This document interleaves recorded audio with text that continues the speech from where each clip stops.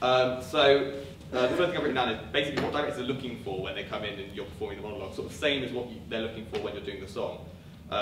They're looking to see if you can be a character, if you can act, and acting is essentially seeing if you can be a character. So I've put, character does not necessarily just come from accents and mannerisms and poise and stuff, which is something that some people come in and they do that, but I'll come back to that in a second because it is sort of to do with mannerisms and accents and poise, but it's, don't just put on an accent and a mannerism, like, you've got to think about it. The main thing is use the space, because it's really annoying. Normally you've got a room about sort of this size, and someone comes into the middle and they pick up their monologue and they stand here and they read out the monologue, which is annoying. I'm not saying you have to sort of throw yourself about the place and use all of it, but just know that you can interact with things that you're with, or set up your own little room that you're in, or stuff like that. So yeah, I put where are you? Sort of first geographically, when you pick up a monologue, you've got to think, where is this character? Like, a monologue is when we rejoin someone sort of in the middle of a scene that's already going on.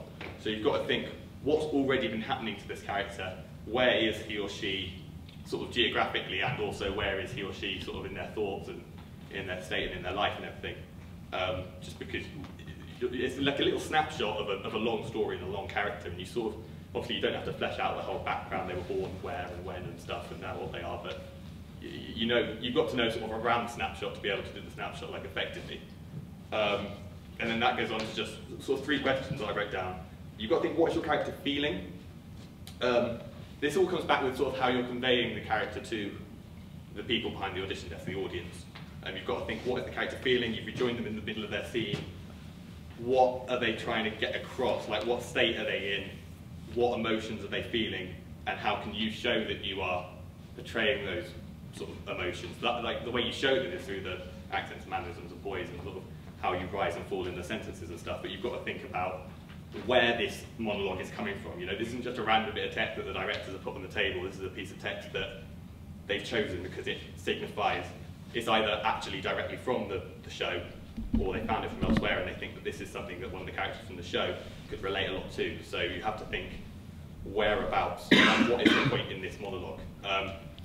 What are they communicating? I originally wrote what they're saying, and then I wrote out, it's obvious what they're saying, because it's a monologue. But like, what are they communicating? And that's not necessarily the monologue in general, but it's like, if you split up the monologue, like, what's this bit communicating? Sort of the subtle differences in emotion, because they're not just being angry. You've got to think, what are they angry at? What kind of angry are they? Are they frustrated? Are they furious? Stuff like that. So that, yeah, just a big thing to think about. And then the last question I wrote is, what are they trying to make the audience feel? And sort of in an audition setting, you've only got the panel as your audience, obviously, but you've got to think with each bit, like why did, because whoever wrote this script is obviously thinking line by line, so you've got to think, what is this line doing that's sort of slightly different to the last line? If the last line was more frustrated, and this line might be more, you know, are they feeling self-pity, or are they, is it sort of internalized, or are they sort of screaming at the audience type thing? This will all make a lot more sense when we look through a couple of examples. And then one of the main things we can say, and this leads us on to the video I was going to say, is relationships. I teach like improv to, well, I don't teach improv, but I do improv sometimes, and when I'm teaching it to new people, we say that sort of, when you're starting with nothing basically, and you've just got to make a character from nothing, when you think about it, all a character is like relationships and how, like the hierarchy, where they are in relation to the other people on stage, and how the other people react to them. And obviously you can't do that in an audition setting, but it's something worth thinking about, because like the mannerism, the accent, and the voice come from, you know, where in status, social status this person is. So I'm going to show you, this video is a 10-minute long video. I'm not going to show you all of it. And like I said, I don't know how relevant it is to, does anyone know what this is, by the way, commedia dell'arte? Yeah. Yeah. So it's not necessarily relevant to auditions, but it is interesting, and it's sort of back to my point about relationships. I'll play it. It's really long, so I don't know when it gets good, but. The world of commedia. Masters, servants and lovers. They're universal types that you see everywhere.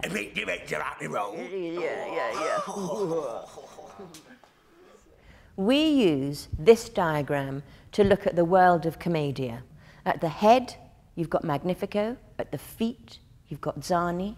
At the shoulders, you've got the first actor and the first actress. Then you've got the two masters, Pantalone and the doctor. In the very centre, you've got Columbina, the servant girl. At the hips, you've got Brighella and Arlecchino. At the knees, you've got the captain. And down at the feet, Zani. This is Magnifico. He's like an eagle. I might just explain, because there's no sort of explanation of what this is. It's a really ancient sort of acting technique that they taught way back when, you know, amphitheatre was all like amphitheatre and mask and stuff. And it's basically, if I take it back to the table, they say that every single character in every single piece ever written fills into one of these categories, and it used to just be sort of master and servant. But now they've sort of added them all, and I think they're pretty happy with this. There's videos from the National Theatre. And it's basically, the point that it's trying to make is that even if you've got a character, say at this sort of, the sort of Harlequino level, they've got so many people above them, but they've still got people under them. So someone like Zani would be proper bottom. I'll let them do the talking. It's just really long, so I don't want to play it all, I don't know what the good bit is. The knees, you've got the captain, and down at the feet, Zani. This is Magnifico. He's like an eagle. He looks down on everything. He's the leader of the city. When he dies, another Magnifico automatically appears. He's the most powerful man there. He's the head. He thinks. Down at the bottom is the Zani, and that's the one where you were leading with the nose, and the arms are involved in that, and the feet are they're the feet that want to come up, like a pigeon. Zani's a peasant, and he's come to the city. Everything is extraordinary to him, and he's extremely curious and enthusiastic, because of course he wants to please and he wants work. I've never been here before, and yes, I'm ready to please. Have you seen Manuel in Fawlty Towers? No, Mr. Fawlty, no, yes, Mr. Fawlty, yes. It's absolutely Zani, exactly Zani. So you have Magnifico. Fantastic. Open them out. The top master. Evil, think evilness. And a crazy Zani as his servant.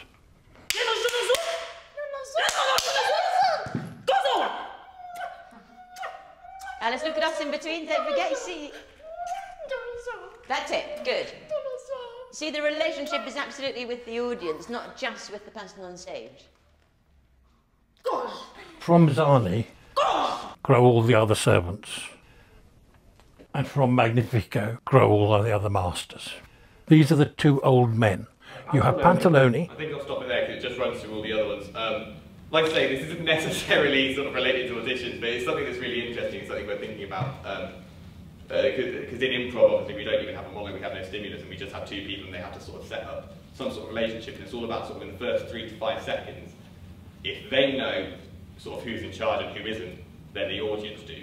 And so they know by how much as well, which is what this whole sort of tower's about. Like, so they know, is it the president and a citizen, or is it just like a boss and you know, and then sort of everything in between.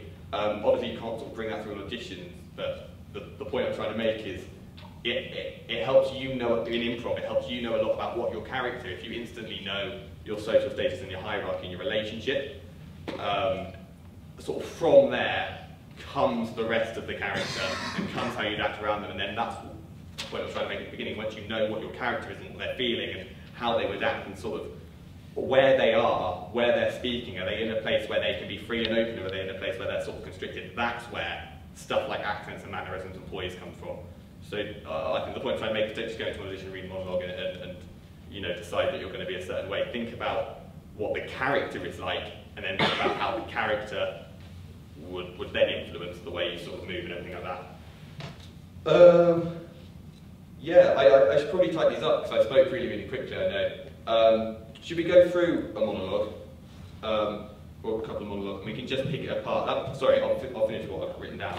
That's not that. That'll do.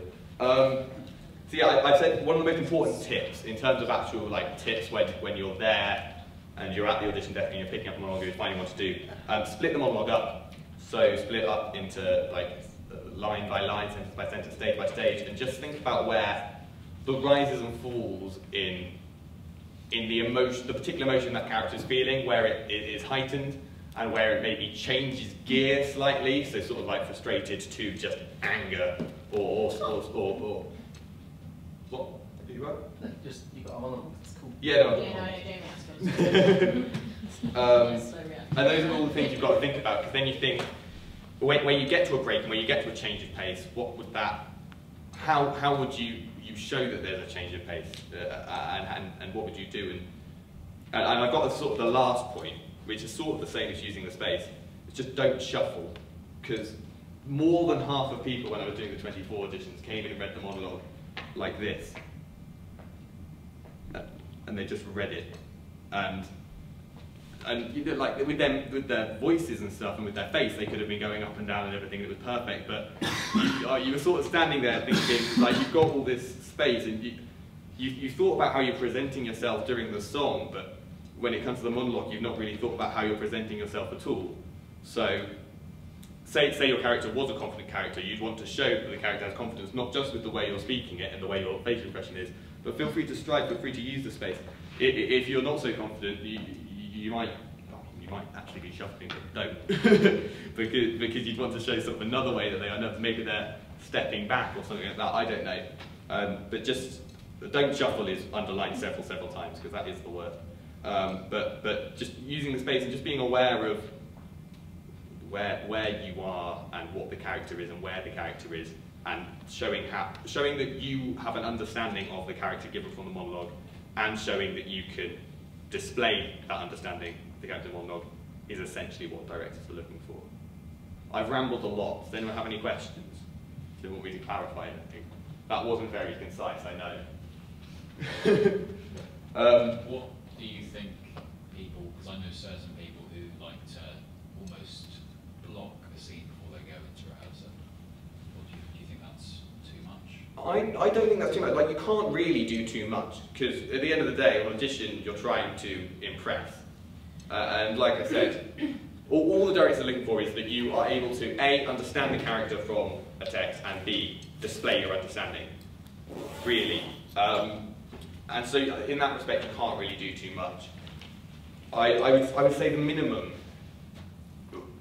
is probably just, I don't want to mean use the space and then see you all sort of running around the place and using everything, but the minimum is just sort of not shuffling and showing that you've thought about how the character would stand and act. And I mean, you don't have to have learned it, you can still read off the paper, obviously, but just, you don't need to book a scene. I know people that have come into a monologue and pretty much blocked the scene and walked around the room and interacted with sort of imaginary objects around the room. That is, I mean, you can do that. And I'm not saying, but I think once you've sort of reached the minimum level, there's no difference, there's no sort of use to doing that if you think that you can display all the character and emotion stuff by, you know, like, you could just stand on the spot if you think the character does it. But I think if you've just shown that you can understand the character, then, you know, between doing that and between blocking out a whole scene and having learnt the whole thing and being able to do it all, up to then it's just sort of, you've shown that you can act, so it comes down to what role can they do.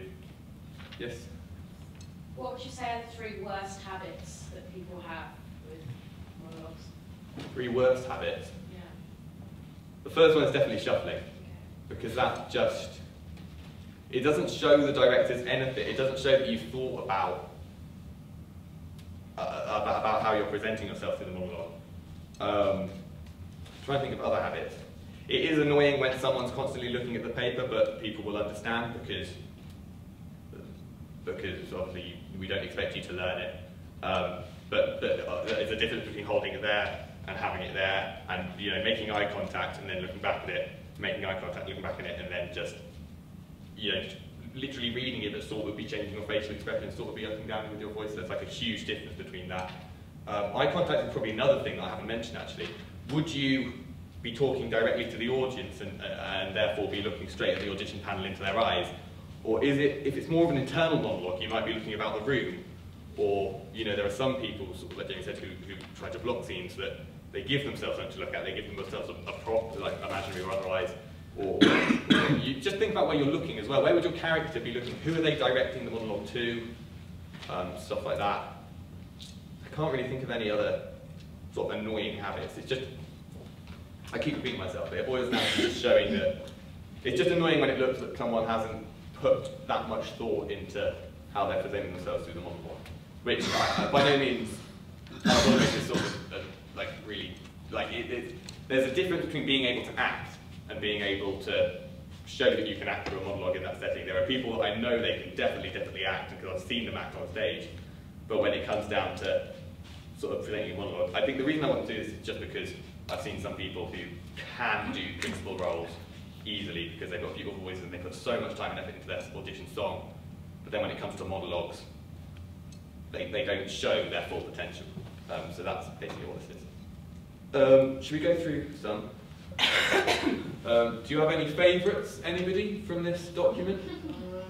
Which one was good, Lydia? Which ones did you like most? Well, there's some of them that I wrote, so don't pick those. Yeah. Do you want to maybe talk about, because I've never actually provided monologues or chosen monologues for an audition test. Do you have anything behind, you know, when you pick monologues?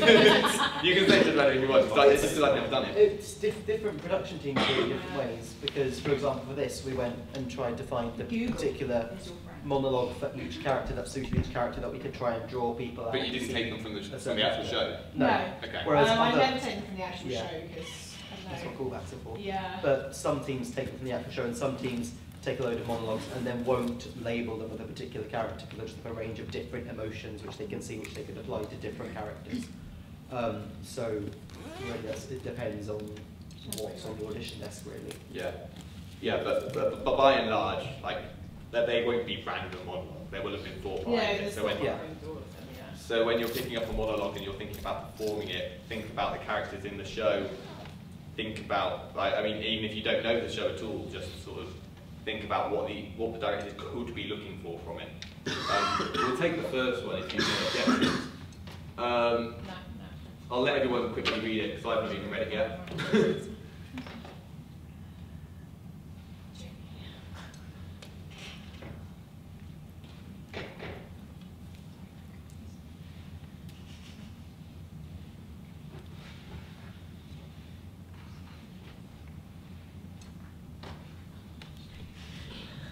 Did you write this one? I rewrote bits of it.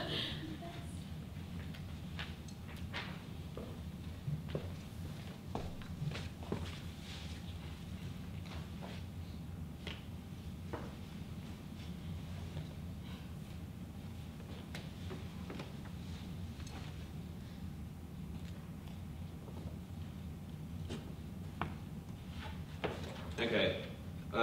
So I'll just sort of run through everything I have written down on my paper and we can apply it straight to this.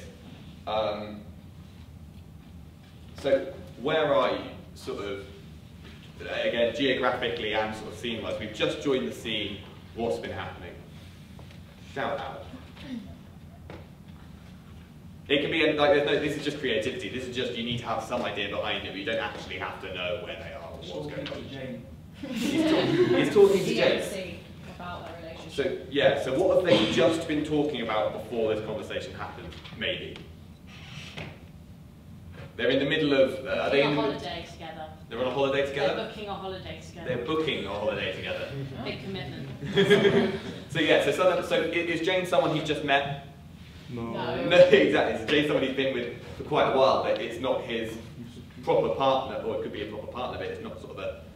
you know, it could have an expiry date. It's not official, I would say. So then you've got to think, how would you talk to someone like that? I mean, this is really basic, but like you would think that, you know, how would you approach that? Is it a delicate subject that he's talking about? Is this quite an intimate moment, or is it just sort of more of a blasé moment that shows more about his sort of relaxed attitude? It's not really. It's a very specific moment, and so you'd have to think how Bobby would be feeling when he's saying this. Would he be slightly on the edge, slightly frantic, or is this something he's sort of pre-planned in his head and he's been rehearsed and gone over so many times and he approaches Jane and he knows he's going to say it? Or is it something that's just sort of words splurting out of him in a really sort of frantic, frenzied sense?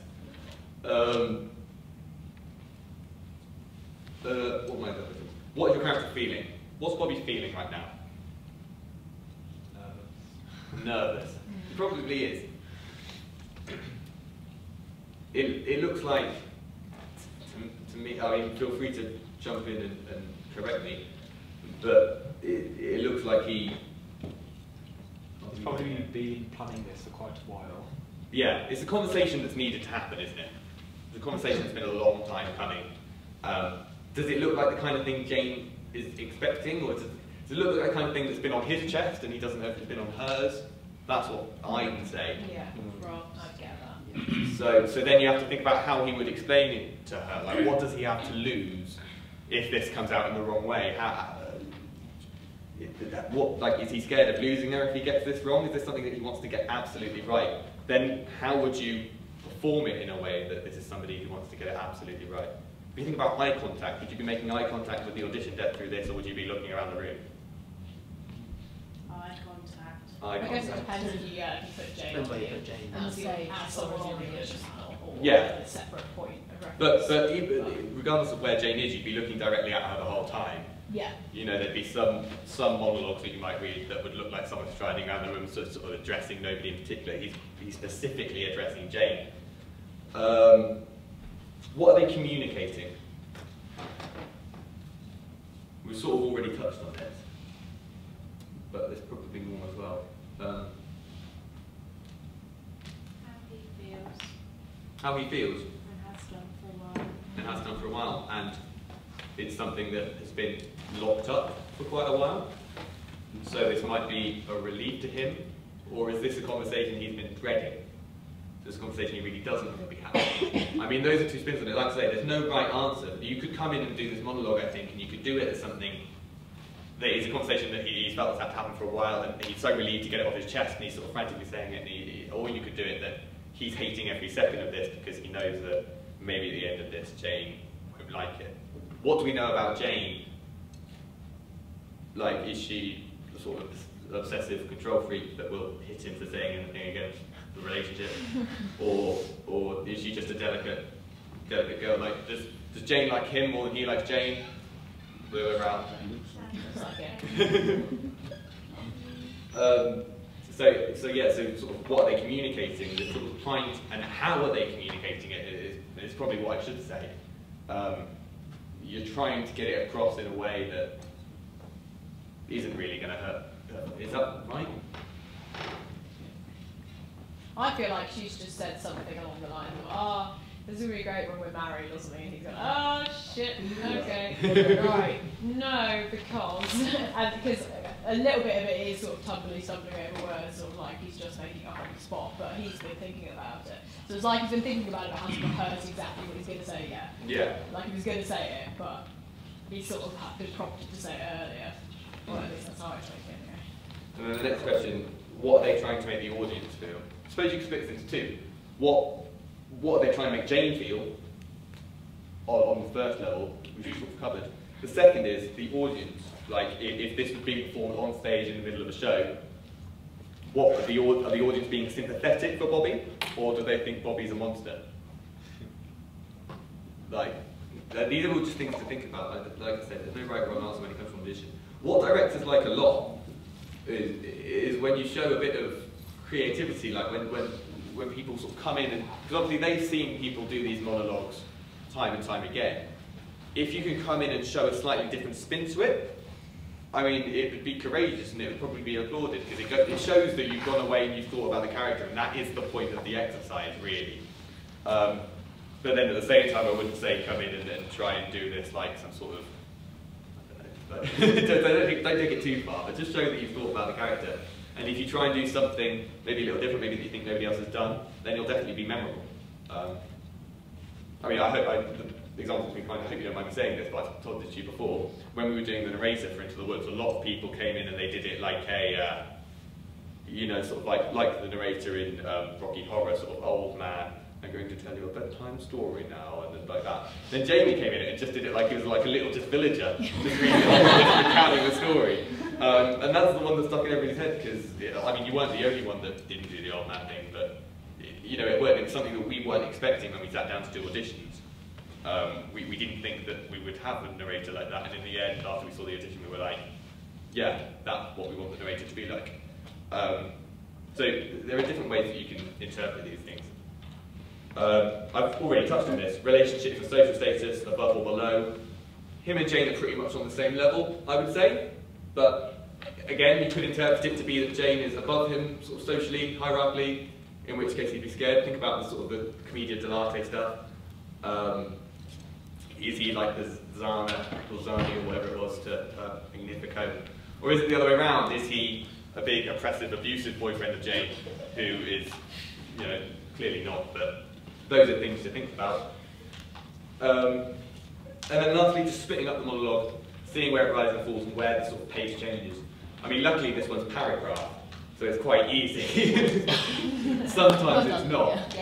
But if we look at sort of the middle of the bit of text there, the first big bit of text, this bit, like even within that, where does his pace sort of pick up and slow? And I don't just mean pace as in the actual way he's saying the words, but where does he sort of shift gear in what he's thinking? I mean, there's a lot to be considered. Sometimes something was to happen, or suppose you were to have, say, what do we do then? The punctuation is very good in this, so it sort of shows you.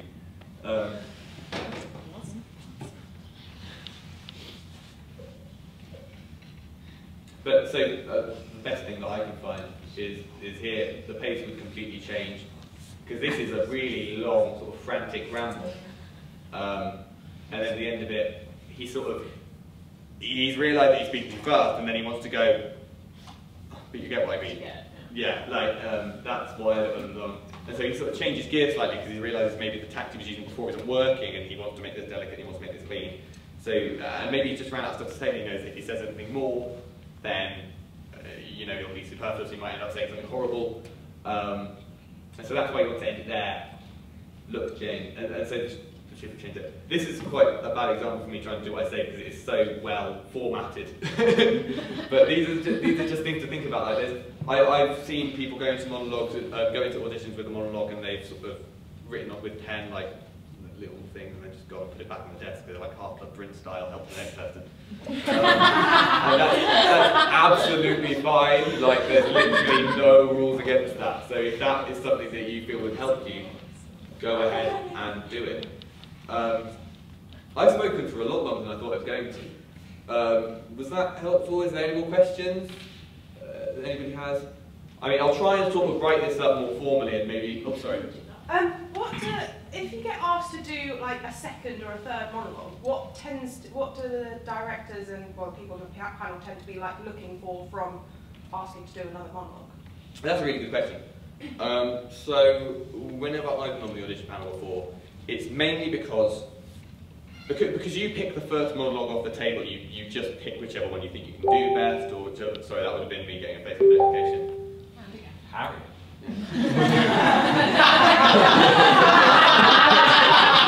I'll stay on this tab for a while.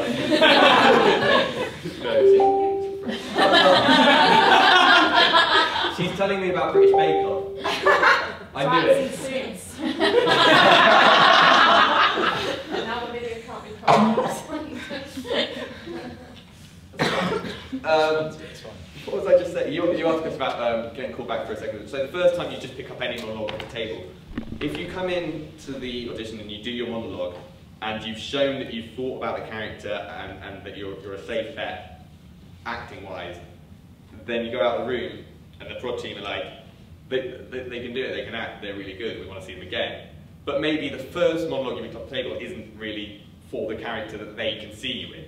Or maybe it is and you did really well. And a lot of the time, after someone's walked out the room, the sort of prod team look down at each other and say, yeah, that was good. And then if they think that they could, they sort of try and place you. So sort of for instance, it's like, oh, I could see that as the baker, I could see that as... but then you know, you might get several different things. For 24, for example, there were some people that, people were like, oh, I could definitely see that as Columbia. And then there were a couple of people on the end of the table that were like, Janet? Did they do Janet? And then the people on the other end of the table would then either be like, no, Columbia, or they'd be, yeah, no, I'd like to see a Janet, because maybe the first monologue was very suited to Columbia and not to Janet. So you might be thinking that, oh, they can do Columbia really, really well because they did a Columbia monologue. But so it's just sort of, just seeing variety, seeing scope. And then if you can come back in and do a monologue and show that you've sort of started the whole process again about thinking about character, and to do a different monologue in a different way is really, really impressive, and will also help your chances, because if you've been asked to come back with a second monologue, it's probably because they have a specific character in mind that they want to see if you could do it, and if you come back and do a second monologue and you do it differently to the first one, at least that might even put you in position when it comes to casting, put you in a question mark between two names rather than one. And you know, that would mean like when they've got to shuffle everyone about who's best, if they eliminate you from one character, it could stand you in better stead of getting the next one if they really liked you. Just going back on that, sort of Phoebe asked earlier about sort of the biggest sins of doing auditions, and I've just remembered another one. Another one is when you do a monologue and you come back in the room, maybe they ask you to do a different monologue, or maybe they ask you to do the same monologue but give you sort of feedback on it. Sort of the main feedback that a lot of people get is, can you do it slower? Because when people are nervous and they go and do a monologue, they speed up a lot, like everybody does that. So sometimes they get asked to go away and come back and do it slower. But sometimes it might just be that the person that has done the monologue has thought through it and decided on this character, and decided on these feelings and these emotions, gone in and done the monologue, and you know, it's great because it shows that they can play with it and they can show creativity. But maybe it's not the exact emotion, it's not the way the prod team wanted. So they'd say, go back, taking this one for example, if you went in and said it as if this is something you've been dreading saying, and then the prod team say, actually come back and maybe try it a little more delicate, a little more, or whatever, and then you come in and you try it with a different emotion. The worst thing you can do is come back and do the monologue exactly the same as before, which you'd be surprised so many people do it. And it's sort of same when they're told to slow down. Some people come back and they, speed up, sorry, or slow down. They come back and do it at exactly the same pace, or they come back and they just do the monologue in exactly the same way again, and they might change a little bit. And that's where it makes a big difference whether you're reading a monologue like this and changing what your face is doing, changing what your voice is doing, or if you're properly using the space. Because then if someone says, come back and do it slightly differently, and you did it in a quite specific way before, that gives you scope to do it slightly differently. Whereas there are only so many ways you can do this. And so if someone says, go away and try it angrier, and you sit here and you go like this instead, there's not much difference, so you can't really show off what you can do.